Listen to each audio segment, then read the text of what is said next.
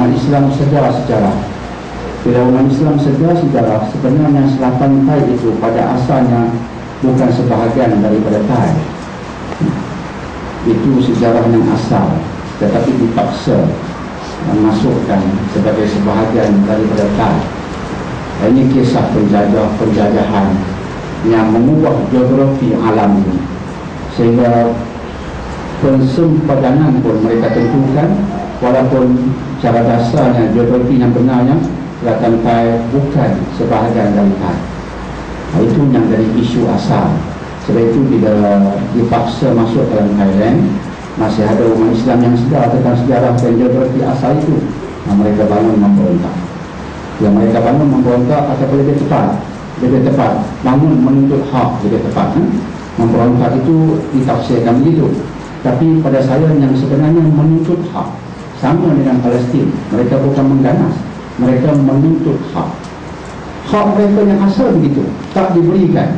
Mereka ada hak untuk bertindak. Asalnya menuntut hak, bukan mereka nak mengambil hak. Hak mereka diambil, mereka menuntut hak. Itu bukan salah, sama dengan selatan Thai, cuma digambarkan macam mereka bersalah. Sebagai isunya berlarutan sampai sekarang. Inilah yang kita kena doakan untuk mereka. Tapi dia bukan isu terpencil. Ini juga suasana senario di Filipina dengan bangsa Moro. Moro, bila kita buka sejarah, dia cerita lama. Bila sebut Moro ini, Parlimen Moro, tulisan orang-orang Inggeris dahulu bila sebut Moro, Muslims. Rupanya Filipina itu, sejarahnya itu sejarah orang Islam di situ, tetapi diambil alih oleh orang lain beragama lain. Sebab itu Filipina itu pun dikaitkan dengan satu kalimat yang ada kaitan dengan orang Islam, tapi asalnya Moro, kekal Moro sampai sekarang.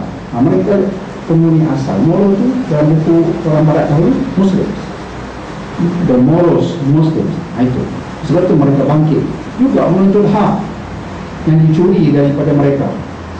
Sama juga dengan Kashmir dan sebagainya. Ini dunia yang sedang berlaku sekarang. Tapi orang sedang mengelabui sejarah.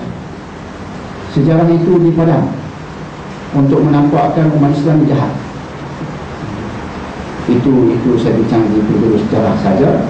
Walaupun tindakan, kita mengharapkan tindakan yang insyaAllah yang lebih secara umumnya lebih sesuai, insyaAllah.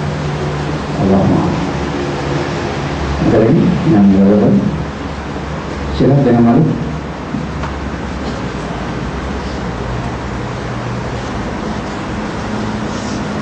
Jangan malu dan segan, silakan.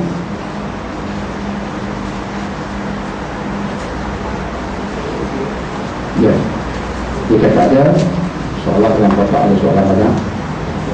Saya rasa kita kena masuk prinsip ini, prinsip ini penting.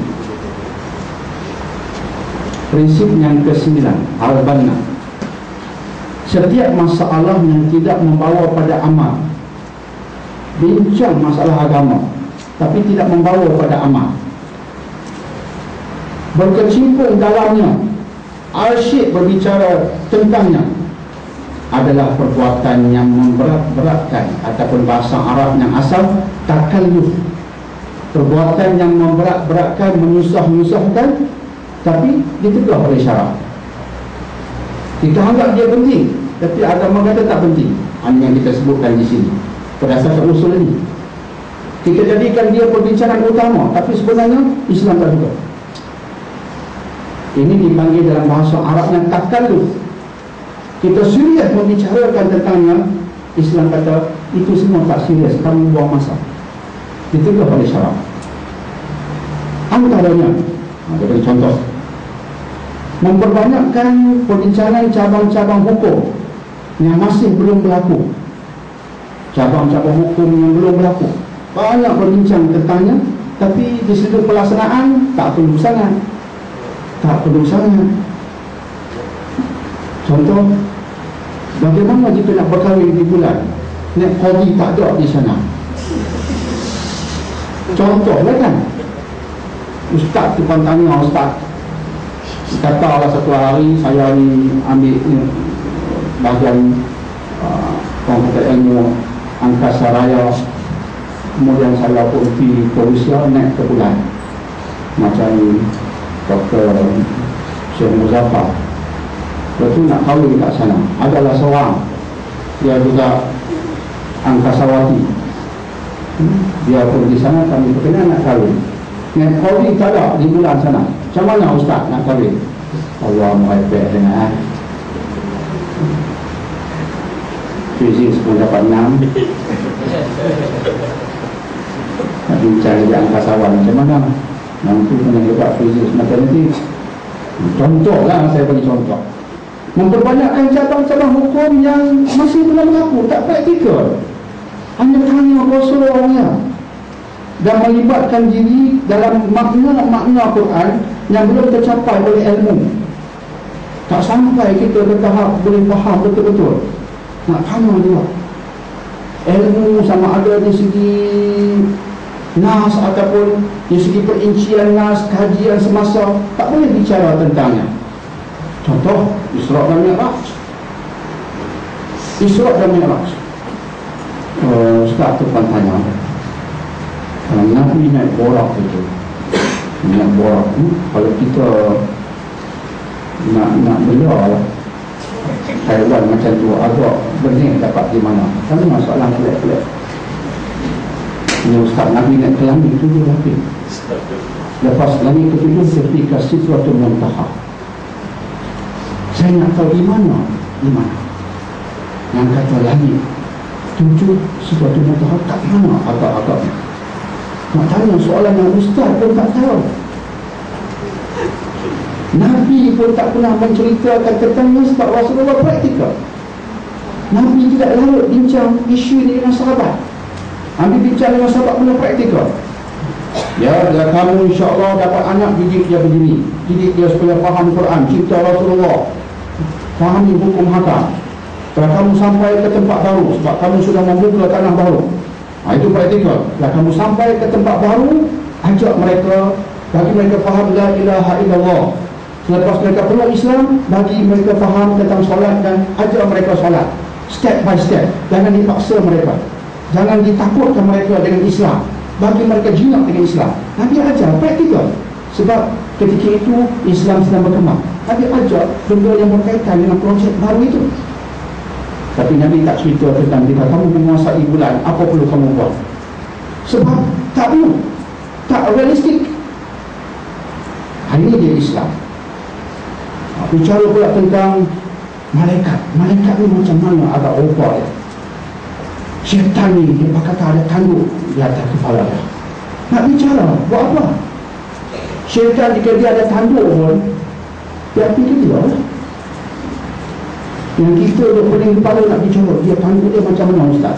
Saya pernah juga dapat soalan begitu. Pernah, tapi Alhamdulillah bukan di sini. Jika di sini tutuplah. Kita bicara yang orang punya banyak tanya pada syaitan dan tanduknya. Lah, tempat lain saya maafkan. Tapi saya kata sebenarnya tentang tanduk syaitan ni saya kurang ambil periksa. Tapi jika tanya tanduk lembu agak senang saya jawab. Saya pun terpaksa buat perbandingan macam tu bagi dia terketuk. Kita tanya benda yang orang tak nampak. Sama juga mereka. Macam mana rupa dia? Katanya Jibril sayap dia banyak ya. Macam mana sayap tu melekat? Kita pun tak boleh faham. Nak cerita macam tu, tanya soalan kat saya macam tu. Saya kata subhanallah, sebab ni Nabi pun tak cerita lebih daripada apa yang Nabi sebut dalam hadis. Kita jangan tambah lagi. Cakap tu je, cukup. Ini yang Al-Banna sebutkan dalam prinsip ini. Sebab rupa-rupanya Al-Banna ketika dia tulis usul ni, dia sedang berlaku dalam masyarakat. Di masjid disuruh orang dari soalan yang tak praktikal, seolah-olahnya dia soalan agama, tapi tak ada agama baginya, tak ada faedah agama baginya.